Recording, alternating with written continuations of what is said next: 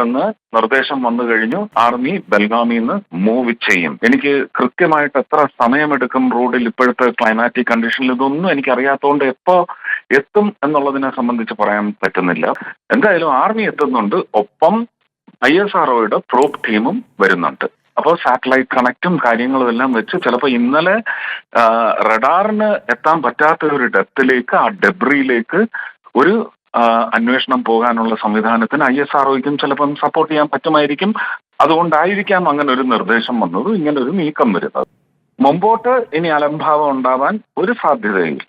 അർജുൻ അടക്കം എന്തൊക്കെയുണ്ട്, ആരൊക്കെയുണ്ട് എല്ലാം അറിയുന്നതിന് സഹായകമാവുന്ന സാങ്കേതിക വിദ്യ അവരുടെ കയ്യിൽ പ്രാപ്തമായിട്ടുണ്ടെങ്കിൽ ഉറപ്പായിട്ടും അറിയാൻ സാധിക്കും. നമ്മൾ അങ്ങേ അറ്റത്തെ ഒരു മെഷീനറിയാണ് ഈ ഒരു മിഷനിലേക്ക് ഇനി ഉപയോഗിക്കാൻ പോകുന്നതെന്നാണ് എൻ്റെ ഒരു സിവിലിയൻ ബോധത്തിൽ എനിക്ക് പറഞ്ഞു തരുന്നത്.